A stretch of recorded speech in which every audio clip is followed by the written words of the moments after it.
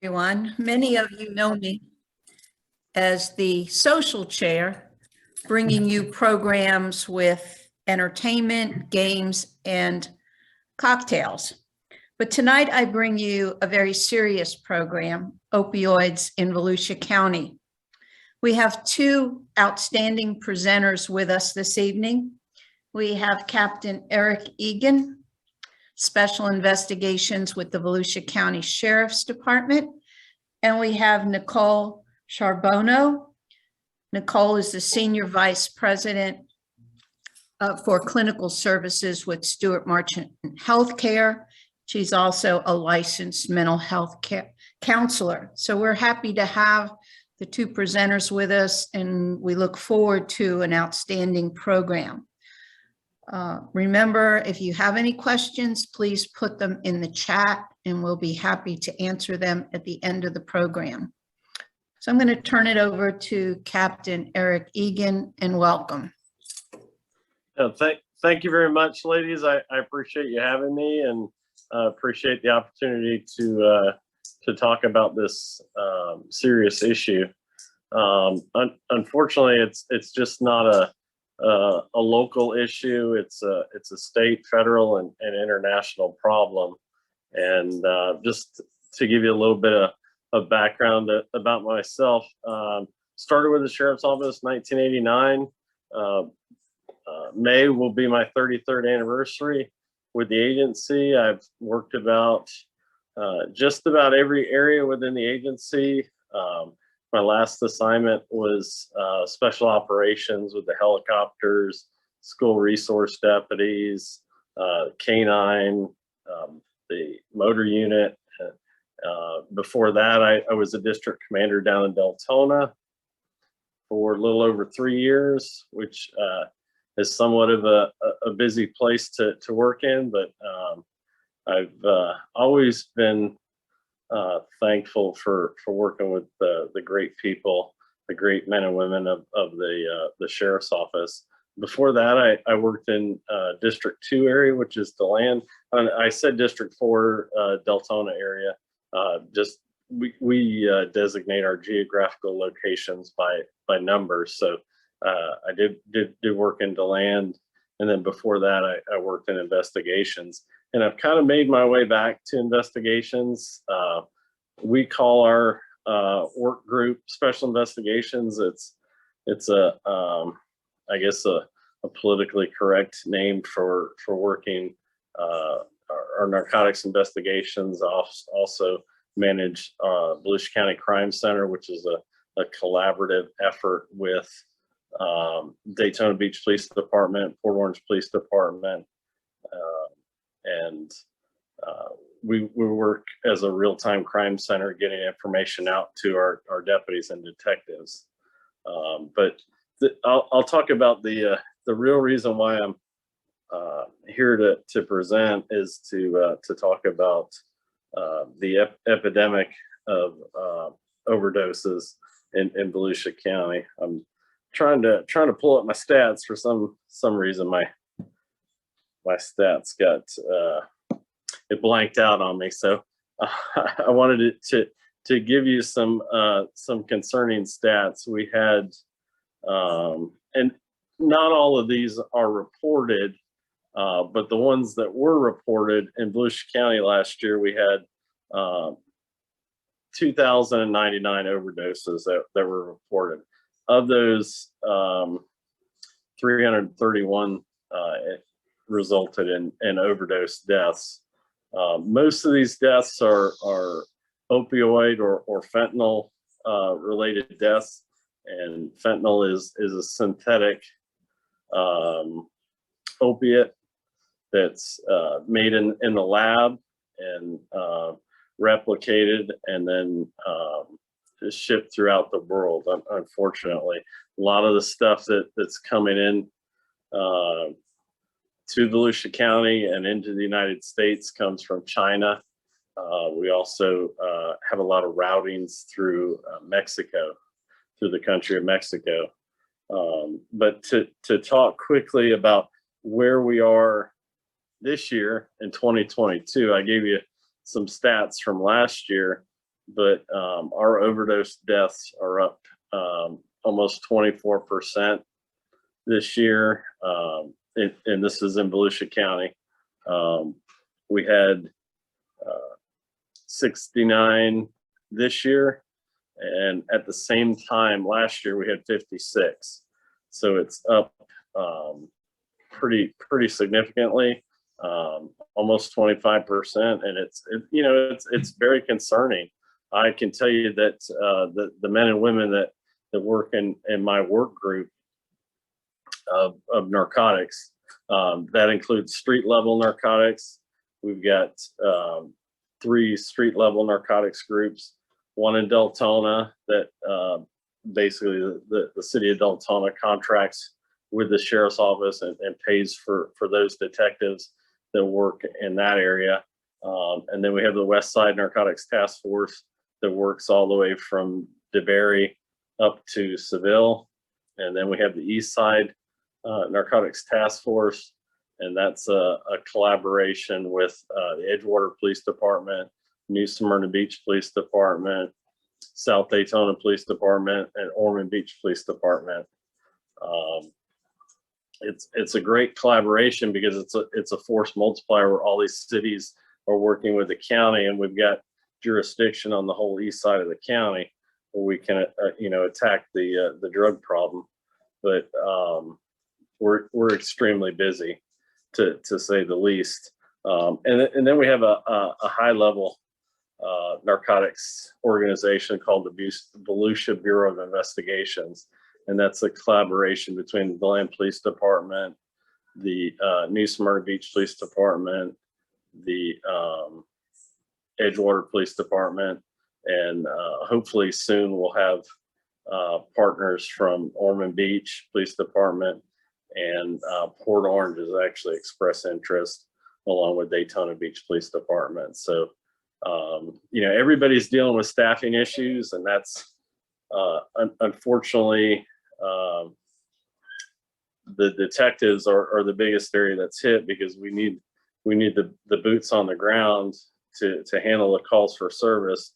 So oftentimes the detectives are taken out of the detective bureaus and actually put back on the road. And that's kind of what we've experienced the last few years is staffing levels have declined. Thankfully, Sheriff Chitwood, with his vision and kind of not accepting what we've always done and trying new things, we've started our own basic law enforcement academy that we hold at our training center in Daytona Beach.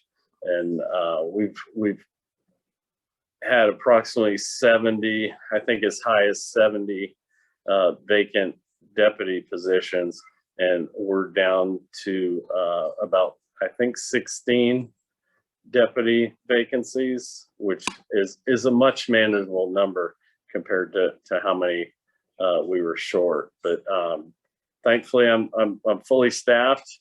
Got all the detective positions that are assigned to me are filled, which is great. And we're just doing the best we can with what we have to work with. I can tell you that the influx of drugs is phenomenal. The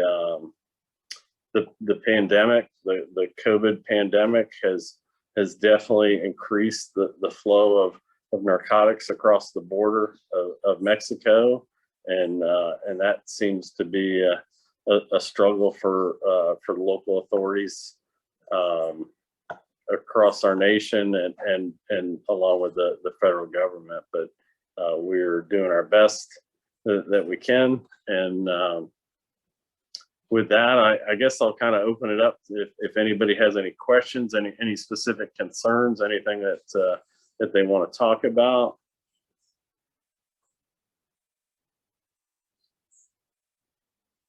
Eric, we have a couple of questions in the chat room. Okay. Are you able to view those? I am. Okay. As far as a discussion of safe injection site in Volusia County, I am not aware of any any conversations, any specific, not that I am aware of. I know it gets brought up by politicians, at a council meeting or something like that. But I am not aware of any effort or initiative for a safe injection site in Volusia County. Next question is, how bad is the situation in the schools? I would say that that we probably need more monitors in the school environment. I've got 5 children, 4 of which are still enrolled in Volusia County schools, and unfortunately, my kids tell me about the smell of marijuana. I've been out in public and smelled it, and shared with my children what that smell is. I mean, it's kind of a sweet, nasty smell. It doesn't smell like cigarette or cigar smoke or pipe smoke. So it's pretty easy to educate my kids, and I know that they're at the high school level there is some marijuana use at the schools, and unfortunately, with the legalization of marijuana, it creates a lot of obstacles for law enforcement and enforcement. And although it's not legal for juveniles, it does create some problems for us. My goodness, there's a lot of questions here. But back to the question, how bad is the situation in school? I mean, we are continually making arrests. As far as quantifying that, I don't know that I could. I could probably get with our juvenile services director to get some statistics. I would say that if I was to give my personal opinion, that it's not that bad. There, I would say that our school system is a microcosm of society, and unfortunately there are drugs, there are guns, there are weapons at school. Oftentimes we find them, sometimes we don't, and I think that's the best way that I can answer that question. That there are drugs in our school. I don't think it's that bad. We do have difficulties conducting undercover investigations and things like that. The court system doesn't look favorably on us using confidential sources, confidential informants that are juveniles. So our hands are tied in some of those investigations. What is a safe injection site is the next question. Basically, it's kind of the arrest-free zone.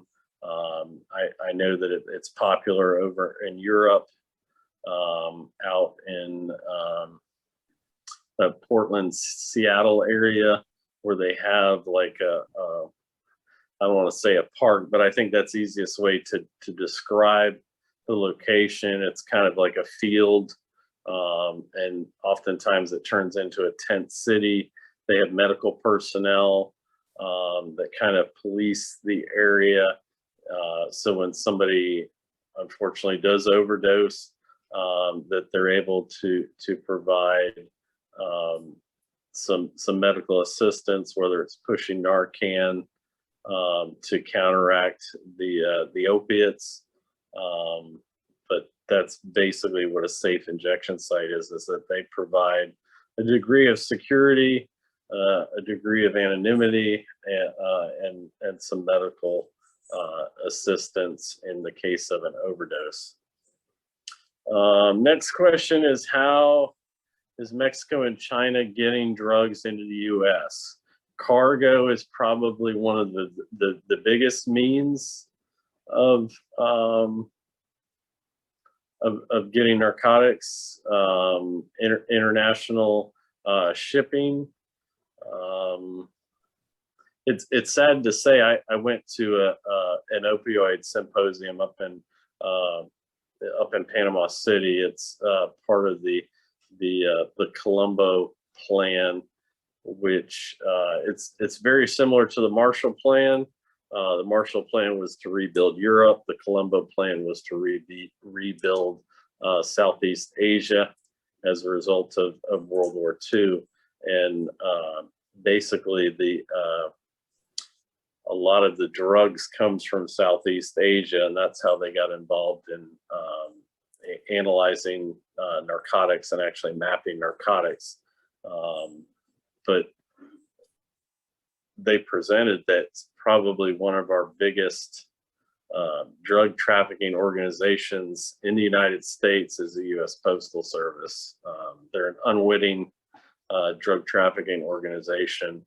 The majority of drugs that are shipped through the Postal Service are not found. There really isn't an active program to detect and deter the transportation of drugs through a postal service. Next question is, how frequently are you using Narcan? It used to be very frequent, probably about 2.5 years ago. I would say that the incidence of Narcan have decreased, but they're still occurring, whether it's law enforcement or EMS, or even family members that have obtained the Narcan. I believe that there are some programs where people can get Narcan when they have family members that are known drug users, and obviously they don't want their family members to die, and they try to if there is an emergency, they try to counteract an overdose with the use of Narcan, which it's an effective tool. Unfortunately, with the levels of the opioid, the percentage, it used to be that heroin was about 20 to 30% pure. Now it's up 70-80% pure. Because of the abundance of it, they're not cutting it, and unfortunately, that purity level denotes to a better high and a better possibility of overdosing on the drug. In addition to fentanyl and other analogs or derivatives of the synthetic opioid, Narcan, you need more Narcan to counteract the effects of the highly toxic drug. The last statistic that I was aware of, the percentage of fentanyl compared to heroin is about 50 to 90%, or 50 to 90 times more potent than heroin. So it's a small amount of fentanyl or a derivative of fentanyl, like carfentanil, are much more dangerous to the drug user, to family members, to emergency personnel, your public safety people that are responding to these overdose incidents. Who are the big dealers? I'm assuming that question is drug dealers.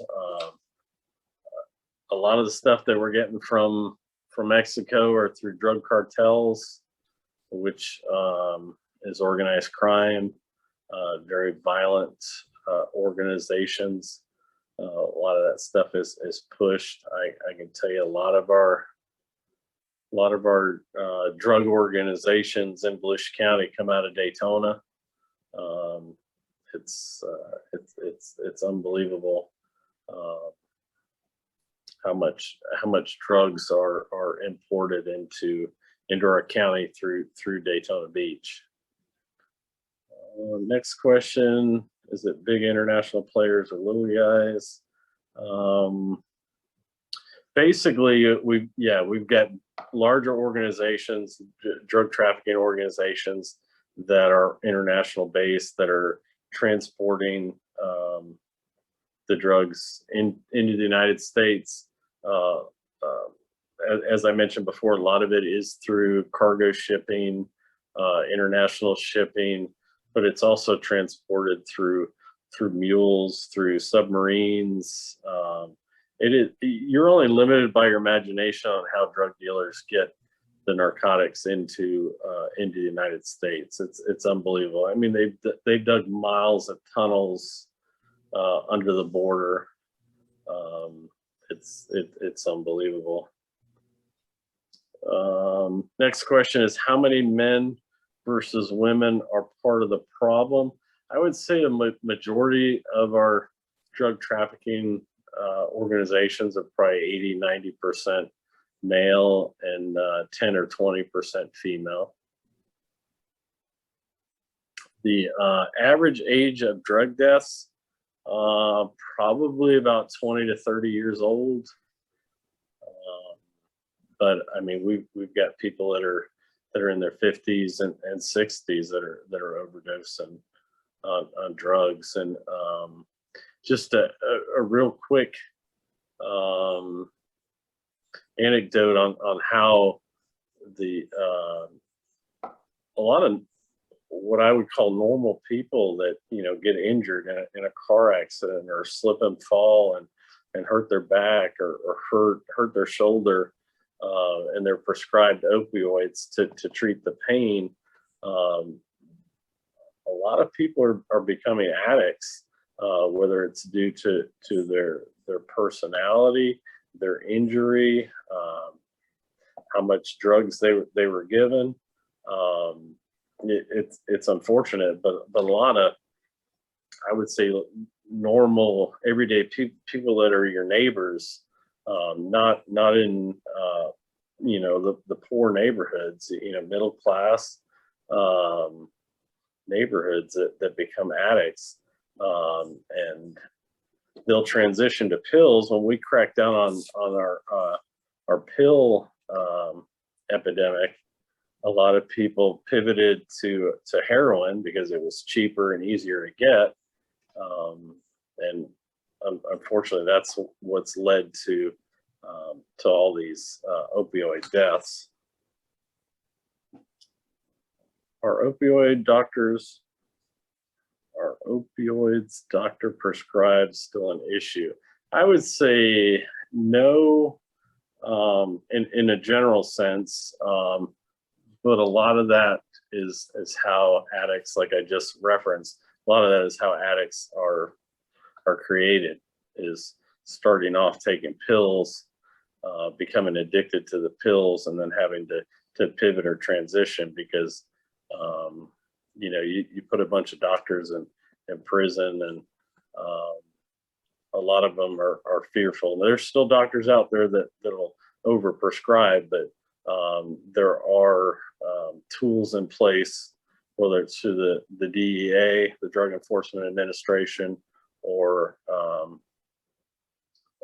other methods to monitor and control these prescription drugs. Next question, how much is drug use connected with prostitution and sex trafficking? It's definitely connected. Most of your prostitutes, you're either dealing with addiction or mental illness or both. And as far as sex trafficking, it's absolutely used. A lot of it's used to entice, to control, and to maintain control over their victims. How many deaths in Volusia County are due to fentanyl as opposed to other opioids? That unfortunately, that's not specifically tracked. I mean, we do our best to track the opioid deaths, but I can't answer that question. It's difficult to break down, and I don't know if the ME's office keeps those statistics. I know that they provide a lot of information to us, so that we can track those numbers, but I don't have a clear answer for you. You said it is coming through Daytona Beach. Is there more elaboration that can be provided? Is that due to the tourist center poverty? What contributes to that statement? My answer to that is Daytona is a highly populous city. I would not say that it's due to tourism. It probably it's due to lower income. Most of our drug trafficking organizations are within the urban area of Daytona Beach, not so much in subdivisions, but more in the urban area. It's difficult to investigate. Oftentimes, when we take down the organization, another organization pops up. And unfortunately, these investigations are very time consuming. Last year, we took down 3 large drug trafficking organizations. And our goal is to take down 3 or more, but it's very, very time consuming to conduct those investigations. Hopefully I got them all. It looks like you did, Eric. And Okay, good. thank you for all that information. And if anyone has any other questions, they can, put them in the chat and I can get back to them with you. But I think now we're going to turn it over to Nicole. Nicole provides information from Stuart Marchman Healthcare in terms of resources available within our community. But again, thank you, Eric, and for all absolutely. that important Yes, ma'am. information. Good afternoon or good evening at this point. Thank you so much for inviting us and allowing us to participate. SMA Healthcare is your local safety net behavioral health provider. You may know us as Stuart Marchman Center. You may know us as ACT Corporation or SMA. We are all one and the same, and we're a very large organization. Again, my name is Nicole Sharbonous. I've been with SMA for about 10 years now, but been in the behavioral health field for about 15, and most of that time working primarily with people who have a substance use disorder. So this topic is near and dear to my heart, and I am so grateful to follow Captain Eagan, who really set the stage very well to help you have a good picture of what the problem is within Volusia County. And now we can talk about some of the resources that SMA offers to be able to help people who are struggling with substance use disorder, or more specifically with opioid use disorder. So there was a point in time when opioid use disorder was not our #1 diagnosis. It's hard to remember that time, to be honest, because it's been quite a while since opioid use disorder has been at the top of the list. Alcohol is still second. It was first, but it is still a problem. And it's important to recognize that we spend a lot of time talking about opioids because they are so fatal and quite a problem for our community from a crime perspective as well. But alcohol is still quite up there with the people that we treat. As we talk about services that are available, from a treatment perspective, we always try to operate with the least restrictive means possible. That means that if somebody can avoid going to detox, if we can treat them safely in an outpatient level of care, we'd rather do that. We don't want to start with the highest level of care. We want to start as low as we can and hopefully make a difference there before having to work our way up. So as I talk through the services that we offer, we're going to start with the lowest level of care and then work our way up for somebody who may need something more intense. First of all is going to be prevention. Anytime we can prevent somebody from starting to use a substance in the first place, that's always where you want to start. Currently, we have programs that work with Volusia County schools and are available. Pre-pandemic, we were physically going into the schools. Lately, it's been mostly telehealth or remote, just like we're doing right now through Zoom. Students respond pretty well to that, so that still works as well as it did even when we were going into the classrooms. But getting that prevention effort started while a person is young and their impressions are being shaped is really important, so that hopefully we can prevent them from turning to using in the first place. And a lot of times we target the schools where we know there will be children who are at risk. So the alternative schools, AMI kids, PACE, things like that. That's typically where we start with our prevention efforts. Then we'll move into outpatient. Outpatient treatment is what most people would consider your standard form of treatment, where you're going into an office, just like a doctor's office, for a certain number of visits. It may be weekly, maybe bi-weekly, depending on a person's need. And we have programs on the west side of Volusia in DeBerry. We also have another program on the east side of Volusia in Daytona Beach. We offer traditional outpatient therapy as well as medication-assisted treatment. And I'll spend a little time talking about medication-assisted treatment, because for many people, it's a newer subject, although medications like methadone have been around since the 60s. So medication-assisted treatment is the use of medication to treat opioid use disorder or alcohol use disorder, because there are some medications that are purposeful for that as well. Oftentimes, it's a little bit misunderstood, and the thought on some people's part is that you're just substituting one drug for another. We know through years and years, decades of research, that treating opioid use disorder with medication is actually the standard of care. You're not simply replacing one drug for another. What you're doing when you use a medication like buprenorphine or methadone is to rebalance that imbalance that has been created by a person's substance use over the years. SMA does not prescribe methadone. There's a special licensing process that the state requires for that. So SMA provides buprenorphine as well as naltrexone, also known as Vivitrol, which is a long-acting injectable that can be used to treat both alcohol use disorder and opioid use disorder. Both medications are very effective, and we have a great deal of success within our medication-assisted treatment program. Just to give you an idea, since 2016, when we started medication-assisted treatment, we've treated almost 1,000 individuals, and within that time, we've had less than 1% of non-fatal overdoses from people who participated in our program, and only one fatal overdose during that entire time frame. And believe me, one is too many. We don't ever want to see any fatal overdoses. But the reality is, when you take that many people who you're treating that have an opioid use disorder and you can reduce that overdose rate that significantly, it proves that it's working. So that's something we feel very strongly about, and we will continue to provide. We're hoping to expand to the west side of Volusia within the next year or two, so that people don't have to travel over to Daytona Beach. Within that program, we also offer peer support, which is a really important part of treatment. Peer support is when you have somebody who has lived experience, meaning they are in recovery themselves. They've been through substance use and they've gotten to the other side. They can serve as a mentor or a source of support for the people who are in our programs. And that's a really critical time when somebody needs that support from somebody who's been there.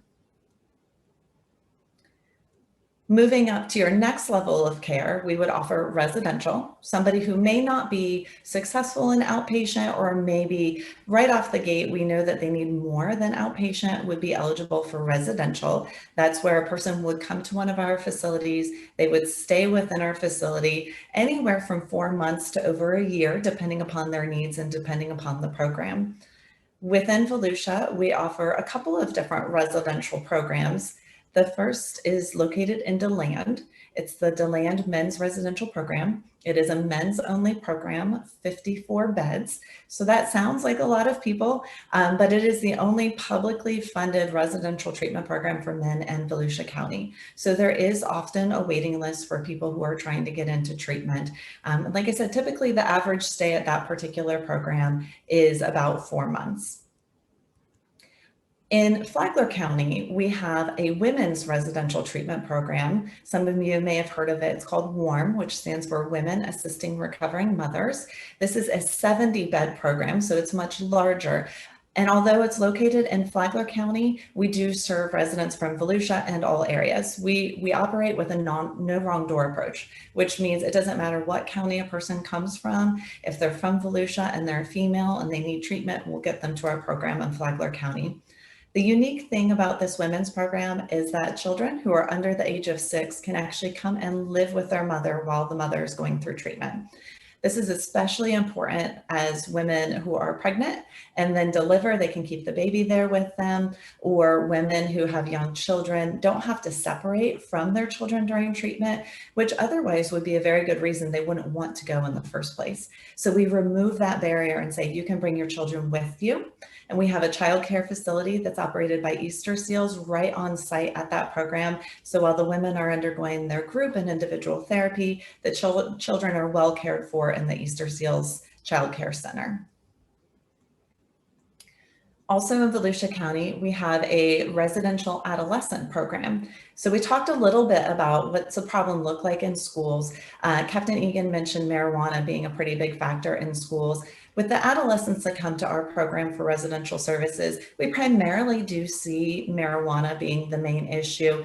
Occasionally we'll see opioids with the adolescents, not as common though. We are starting to see an uptick in amphetamines with the adolescents. So that's something that's been developing over the last couple of years. Primarily though with the adolescents, it's still marijuana. And the residential program for adolescents is a 24-bed program, not often full, to be honest. You know, it's a tough sell to get a parent to send their child away for 4 to 6 months to undergo treatment unless the problem has gotten really bad. So the service is most definitely available. I would not say that it's overly utilized at this point. Generally, we don't have a wait list. We can get people in very quickly. And then the next level of care is going to be our crisis stabilization and detoxification. We have a facility in Volusia County. It's just in between Daytona and DeLand off of International Speedway, where we offer a safe medical detox for people who need to undergo detoxification. Only 19 beds for detox. And again, there's no detox facility in Flagler County. It is the only publicly funded detox facility in Volusia County. So those 19 beds are almost always full, with the exception of during the height or every time we have a new wave in the pandemic. Typically people are a little bit more hesitant to come into a service like that. So we do see a little bit of a drop off in the census, but otherwise we hover right around 19 on a daily basis. At that same facility, we offer crisis stabilization for mental health as well, which, although it doesn't initially sound like an opioid use disorder issue, a lot of times what we see is people come in either under a Baker Act, but they also have a substance use disorder that has led to that Baker Act, or perhaps vice versa. They may come in for detox, but they need crisis stabilization as well. So those two services go hand in hand. And we've learned over the years that you can't separate treatment for mental health and substance use. They really need to be done together because the problem for that individual is often so intertwined that if you're not addressing those issues together, that you're not really treating the ultimate need of that person. I would say another layer of that crisis, that higher level of care, that's a newer offering that we have is our emergency department intervention programs. We partner with Halifax as well as Advent Health, where we place peers. Again, a peer is a person with lived experience in their emergency department to work with people right after a non-fatal overdose. More often than not, a person who receives Narcan in the field is brought over to the emergency room. And previously what was happening, the hospital would give them information, referral source, contact SMA, go see them later for treatment. And they would just get a piece of paper. They'd walk out, they'd never call us. And often they'd be back in the hospital pretty quickly. Now we have a peer who's located in the hospital, currently in Halifax and Daytona, as well as Advent and New Smyrna Beach. And we have positions posted to get the other Advent hospitals on board as well. And that peer immediately can start interacting with the individual after a non-fatal overdose, offering them resources, offering that linkage to treatment, driving them to treatment, really trying to remove any barriers that person might have that would otherwise get them into services. Again, very successful program. We're seeing about 40% of the individuals that our peer interacts with will actually follow up and enroll in treatment, which is pretty significant. That's a group of people that otherwise we were missing previously. So we've been able to fill a gap there, and we're looking forward to doing that with more hospitals. And then last but not least, again, on that crisis end of the spectrum, we have partnered with the City of Daytona Beach Police Department and City of Daytona Beach Fire Department to provide a service called DART. It's the Drug Abuse Response Team. And that group of people goes out after a non-fatal overdose and follows up with those individuals in the field. So looking at EMS data, they can see who overdosed within the City of Daytona Beach within the previous 48 to 72 hours, and they go to that location and they attempt to make contact with that individual. At one point, we thought that almost everybody who was overdosing in our community, if they received Narcan, they automatically went to the hospital. But that's not actually true. There's a lot of people out there who will refuse to go to the hospital. So again, this is another way to fill a gap where we can meet them in their home and provide them with additional support, link them to services, provide them with Narcan, and then hopefully get them engaged in treatment as well. Very successful. We're hoping to grow that program in the near future. That's really just been a collaborative grassroots effort to try and meet the needs of the community. So this opioid crisis has really forced agencies like SMA to adapt and to be innovative and to fill gaps wherever they can be found. We previously treated individuals from a completely abstinence-based perspective. If you were going to participate in our programs, you had to be 100% free of substances. And we just know that that's not reality anymore. That's not the best way to treat somebody. If we can get somebody in, and if we can start with a harm reduction approach and start working with them that way and keep them alive, the longer you can keep them alive, the more likely they are to engage in treatment. So that's a shift in philosophy that we've had as a treatment provider over the last couple of years. And with that, the final thing that I would add is, as part of that harm reduction, Captain Eagan did mention programs that distribute Narcan. SMA is one of those providers who distributes Narcan. We've done it for a couple of years now. And since January of 2021, we have distributed over 2,400 kits of Narcan just in Volusia County, which is huge. So when you hear law enforcement saying that they have not necessarily deployed as much Narcan as they did in the past, but they're seeing it out in the community, family and friends are using it, there's agencies like us and the local recovery community organizations that are also distributing Narcan so we can get it out to as many people as possible. The only criteria that we have is that a person is either at risk of experiencing an overdose or at risk of witnessing an overdose. So that really could be any of us. I carry Narcan in my purse every day because you never know.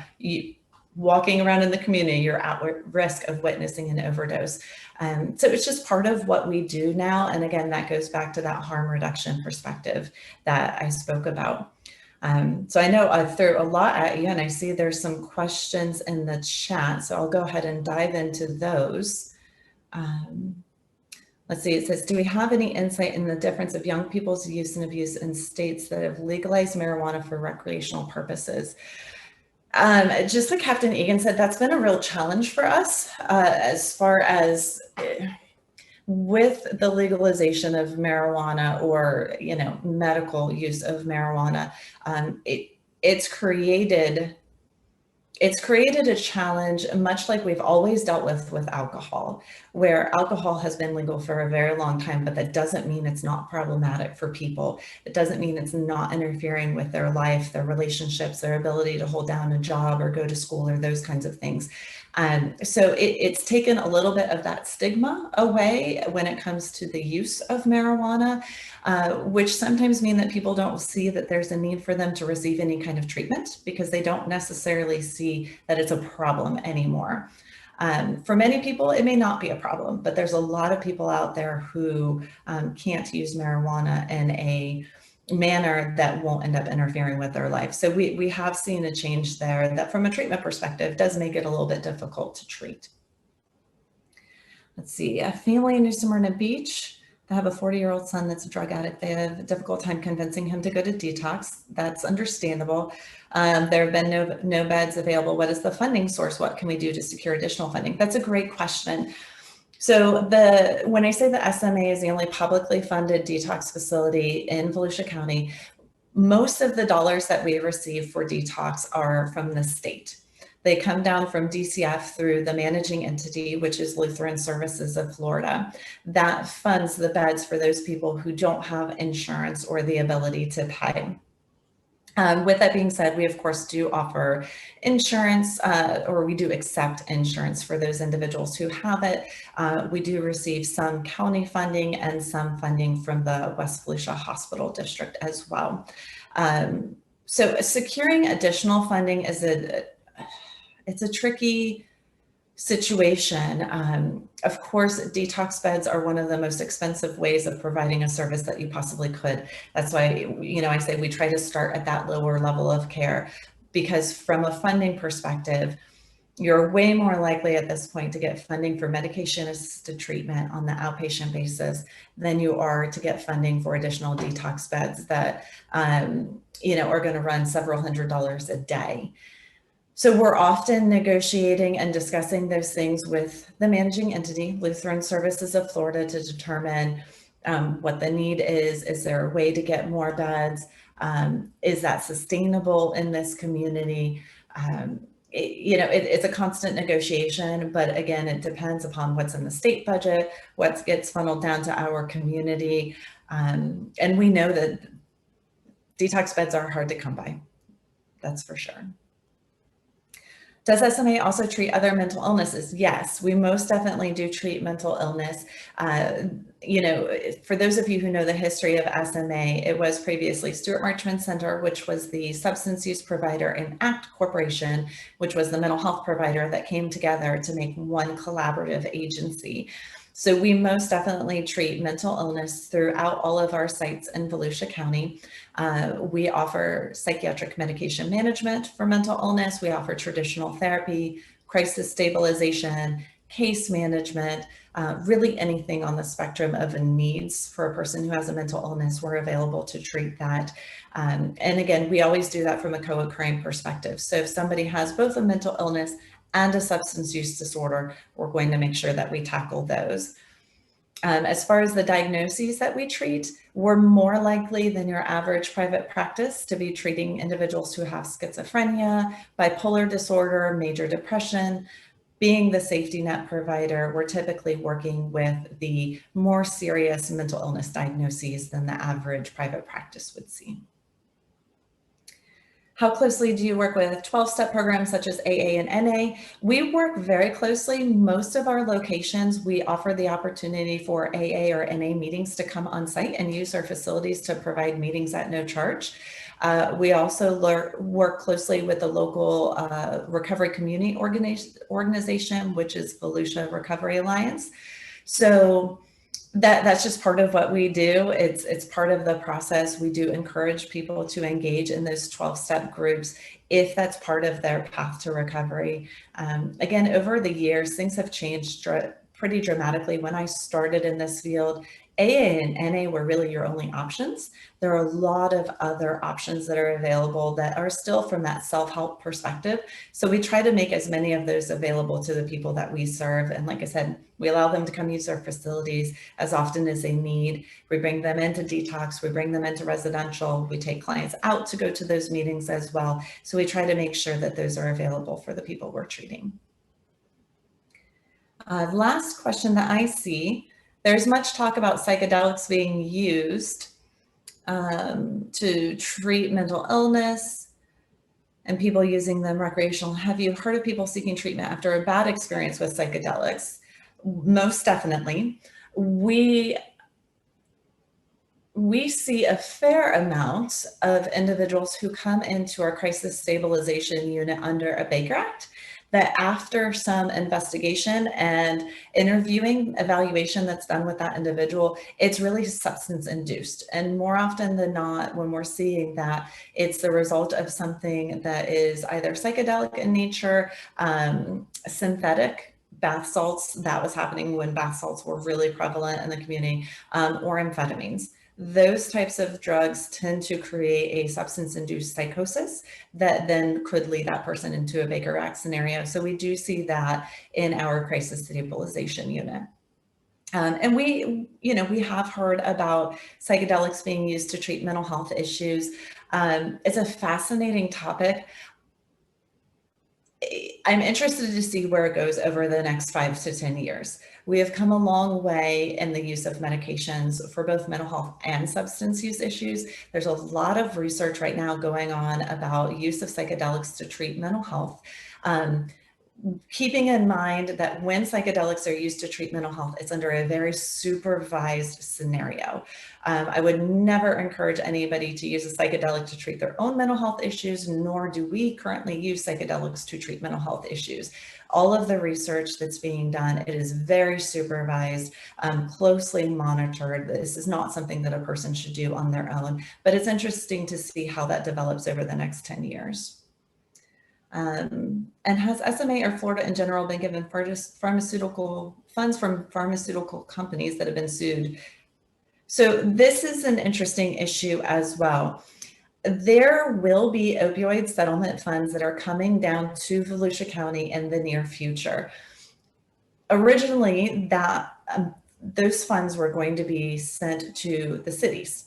The cities within Volusia County have decided that they're going to band together, that they can get more bang for their buck, if you will, by coming together as a county and pulling their money together to use those settlement dollars for services. That doesn't just mean that the county is going to say, hey, SMA, you get the funds, and so you get the funds. There is going to be a process. They've set up an advisory committee, and they have an abatement plan that has to be followed that identifies approved uses of the funds, as well as core uses or the priority uses of those funds when they come into our community. So the litigation process is still occurring, but we do think within the next year to year and a half, our county will start to see some of those settlement funds coming into the county. And the intent of those is to provide services for new or expanded treatment. Well, thank you, Nicole. This puts us right on time, and I appreciate all the information that you have provided our group on SMA services. You did an excellent job, and we appreciate that. And we'd like to give you a big round of applause for that. And thank you for being such a willing presenter as well.